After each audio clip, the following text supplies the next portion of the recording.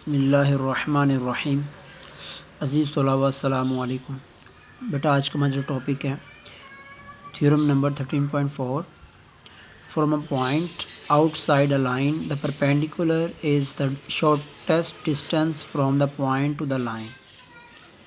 आज हमने स्टेटमेंट में ये सीखना है कि हमारे पास एक पॉइंट जो कि आउटसाइड अ लाइन होना चाहिए, यानी कि लाइन के ऊपर लेइंग ना करे, आउटसाइड में होना चाहिए। द परपेंडिकुलर, तो जो परपेंडिकुलर होगा इज़ द शॉर्टेस्ट डिस्टेंस होगा किसके, from the point to the line, उस पॉइंट से। मसलन हमारे पास यहाँ पर एक इस डायग्राम में देखें लाइन ए बी मौजूद है, ठीक है। तो सबसे पहले लाइन के बारे में हम जानते हैं कि व्हाट इज़ लाइन।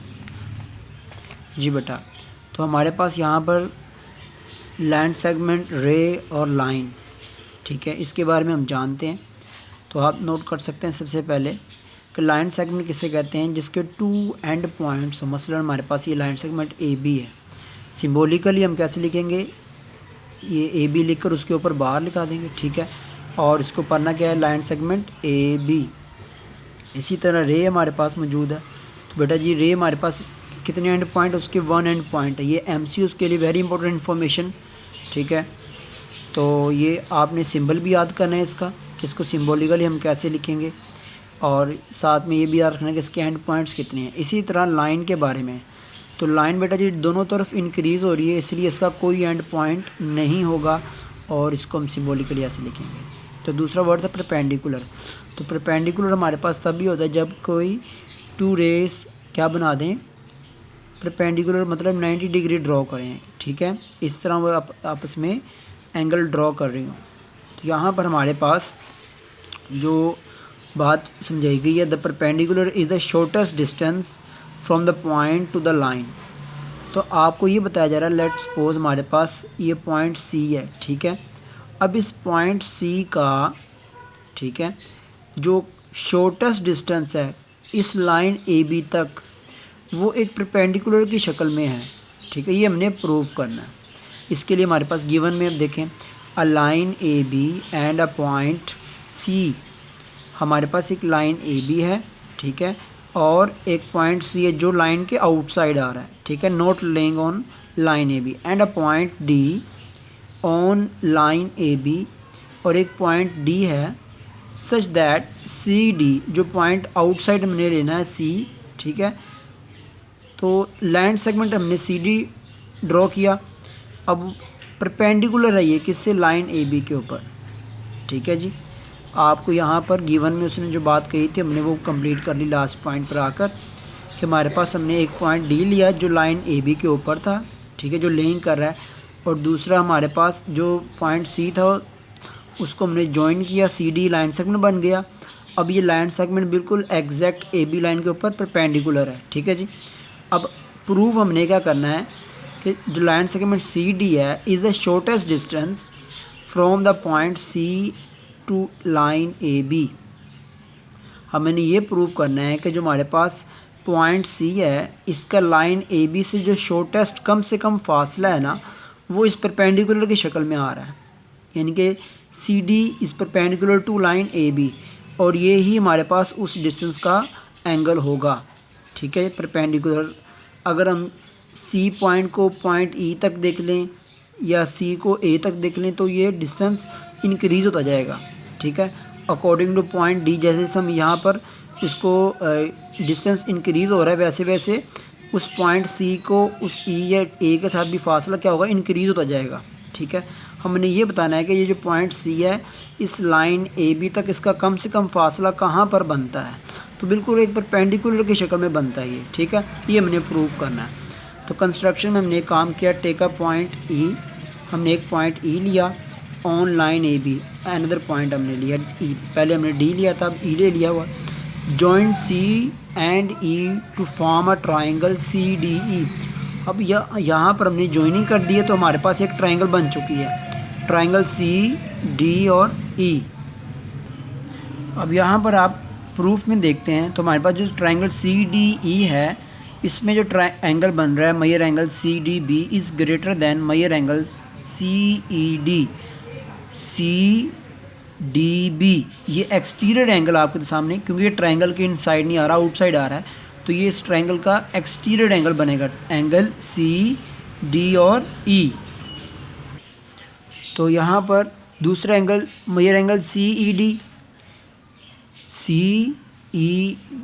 यहाँ पर देख सकते हैं सी ई एंड डी।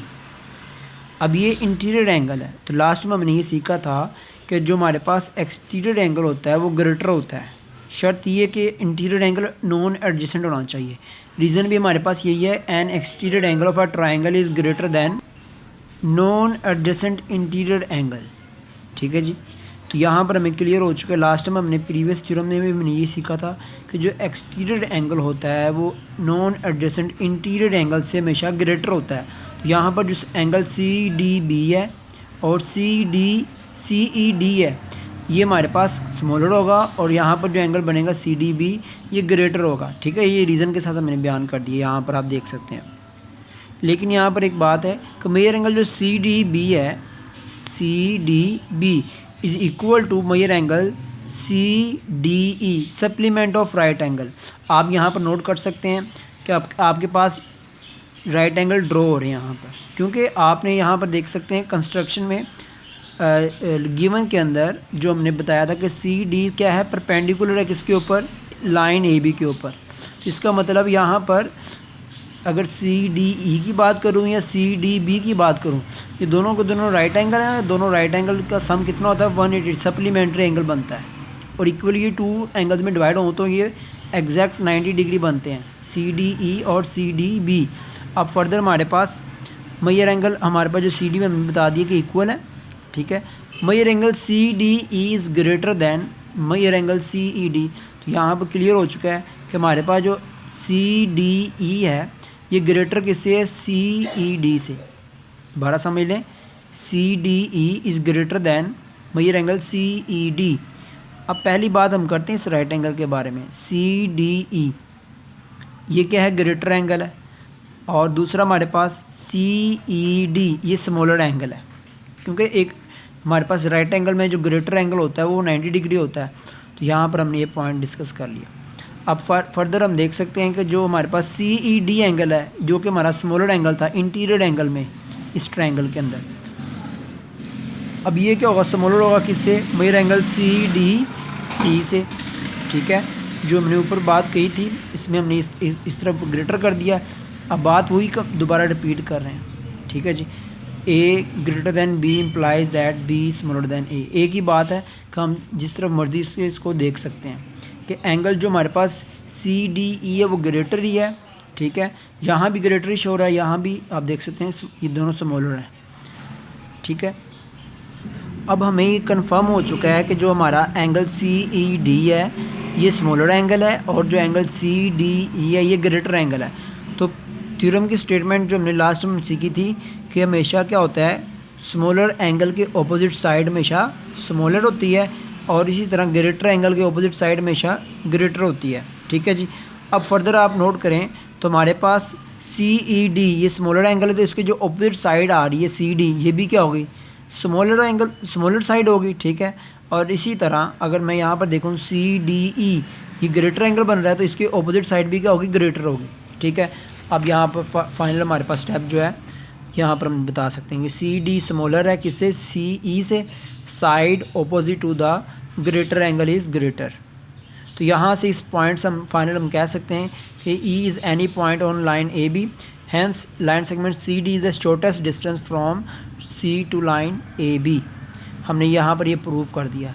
इस पॉइंट को डिस्कस करते हुए समझते हुए हमने ये क्लियर कर दिया कि जो हमारे पास लाइन सेगमेंट सी डी है ये शॉर्टेस्ट डिस्टेंस है, क्योंकि हमारे पास जो सी डी है ये क्या है, सबसे स्मॉलेस्ट साइड है। रीज़न क्या है हमारे पास, क्योंकि हमारे पास इसके जो ऑपोजिट एंगल है वो भी स्मॉलर है। ठीक है जी, जिसकी वजह से हम कह सकते हैं कि सी डी हमारा सबसे शॉर्टेस्ट जो है ना लाइन सेगमेंट है इस ट्रायंगल के अंदर। ये था आपका थ्योरम जी बेटा। अब हम क्वेश्चन जो इसके MCQs हैं इंपॉर्टेंट, ये बहुत इंपॉर्टेंट MCQs, इसको नोट करें। The distance between a line and a point note on it, it is the length of the perpendicular line segment from the point to the line. ठीक है जी, यह आपने MCQs के लिए तैयार करना है कि जो हमारे पास डिस्टेंस होता है between line and a point not on it, मतलब कि वो पॉइंट उस लाइन के ऊपर नहीं बल्कि आउटसाइड है, it is the length of the perpendicular line segment from the point to the line. जैसे मैंने अभी थ्योरम सीखा है, इसमें आप यहाँ पर सी डी की बात करेंगे, ठीक है, जो परपेंडिकुलर उसका बनता है उस पॉइंट का जो आउटसाइड लाइन के ऊपर आ रहा है, ठीक है। ये सेम टू सेम यही स्टेटमेंट को कंसेप्ट में उसने बयान कर दिया कि हमारे पास इसका डिस्टेंस होगा सी से डी तक, जो परपेंडिकुलर की शक्ल में आपको नज़र आ रहा है, ठीक है जी। Perpendicular line segment from the point to the line. दूसरा point, the distance between a line and a point lying on it is zero. अब यहाँ पर ये क्लियर है कि आप एक पॉइंट उस लाइन के ऊपर ही लेइंग कर, लेकिन दरमियान में डिस्टेंस कोई नहीं है, तो इसका मतलब क्या होगा, ज़ीरो डिस्टेंस होगा दरमियान में। तो हमारे पास यहाँ पर ये कॉन्सेप्ट हमें न्यू मिला है कि अगर आपके पास एक पॉइंट जो लाइन के ऊपर ही लाई करता हो, यहाँ पर बता दिया गया है कि ज़ीरो होगा, ठीक है, कि distance between a line and a point lying on it is zero. ये हमारे पास इसका कॉन्सेप्ट है। अच्छा, तो एक्सरसाइज 13.2 में क्वेश्चन नंबर 1 एंड 2, ये इसमें एमसीक्यूज़ टाइप क्वेश्चन है हमारे पास। In the figure P is any point and A B is a line which of the following is the shortest distance between point P and the line A B. तो अभी हमने prove किया जैसा कि हमारे पास जो शॉर्टेस्ट डिस्टेंस होगा वो कौन सा होगा, 90 डिग्री होगा, ठीक है, परपेंडिकुलर जो मैंने अभी प्रूव किया। तो हमारे पास यहाँ पर जो परपेंडिकुलर बनता है वो किस शक्ल में बन रहा है, पी एन की शक्ल में, ठीक है, क्योंकि ये पॉइंट पी ही हमारा शॉर्टेस्ट डिस्टेंस होगा फ्रॉम लाइन ए बी, ठीक है, क्योंकि थ्योरम के अकॉर्डिंग ये परपेंडिकुलर होना चाहिए। और इसके अलावा बाकी जो होंगे हमारे पास, जितना वो पॉइंट हमारे पास एन से इंक्रीज डिस्टेंस होता जाएगा उतना उस पॉइंट का लाइन ए बी के साथ डिस्टेंस इंक्रीज होता जाएगा। तो यहाँ पर हमारे पास पी एन इसकी ऑप्शन बनेगी पॉइंट सी, ठीक है जी, ये आपका फाइनल ऑप्शन है, करेक्ट ऑप्शन। अब दूसरा क्वेश्चन में आए, in the figure P, P is any point lying away from the line A B, then line segment measure line segment P L will be the shortest distance if. अब यहाँ पर भी वही same concept है, shorter distance कब होता है, हमेशा जब परपेंडिकुलर बनाओ, ठीक है। तो हमारे पास यहाँ पर परपेंडिकुलर बनेगा तो इसका मतलब एंगल कौन सा होना चाहिए हमारे पास, पी एल ए, ये कितना होना चाहिए हमारे पास, 90 डिग्री होना चाहिए, या पी एल बी कह लें आप, इधर भी 90 डिग्री होगा, तब हम कहेंगे पी एल जो लाइन सेगमेंट है वो हमारे पास क्या है, शॉर्टेस्ट डिस्टेंस उसका है, ठीक है जी। तो इसका ऑप्शन सी करेक्ट बनता है हमारे पास जी। अब क्वेश्चन नंबर 3 में आ जाए। क्वेश्चन नंबर 3 हमारे पास, in the given figure P L is perpendicular, ये हमारे पास एक परपेंडिकुलर है to the line A B, ये हमारे पास गिवन की शक्ल में आ रही बात, and line segment L N is greater than L M. आपको बताया जा रहा है कि जो हमारे पास लाइन सेगमेंट एल एन है ये ग्रेटर है किससे, एल एम से। तो मैंने प्रूव क्या करना है, prove that measure line segment P N is greater than measure line segment P M. हमने ये प्रूव करना है कि जो पॉइंट पी एन है ये ग्रेटर है किससे, लाइन सेगमेंट पी एम से जी। तो सबसे पहले बेटा हमारे पास डायग्राम, उसके बाद given line segment P L is perpendicular to the line A B, जैसे कि हमें गिवन है कि जो लाइन सेगमेंट हमारे पास पी एल है ये क्या है हमारे पास, परपेंडिकुलर है to the line A B, line A B के ऊपर, and line segment L N, जो एल एन है ये ग्रेटर है किससे, एल एम से, क्योंकि आप देख सकते हैं पॉइंट एल से जितना हम अवे जाते जाएंगे उतने उसके डिस्टेंस क्या होते जाएंगे, पॉइंट्स एल से इंक्रीज होता जाएगा। तो यहाँ पर आप देख सकते हैं एल एन ज़्यादा दूर है, इंक्रीज डिस्टेंस इसका ज़्यादा है, ठीक है, और एल एम ज़्यादा नियरेस्ट इसके आता है, तो इस लिहाज से भी हम देख सकते हैं। अब टू प्रूव हमने क्या करना है, हमने ये प्रूव करना है कि हमारे पास ये जो पॉइंट हमारे पास क्या है पी एन आ रहा है ये क्या है, ग्रेटर है किससे, पी एम से, ये हमने प्रूव करना है कि line segment P N is greater than line segment P M.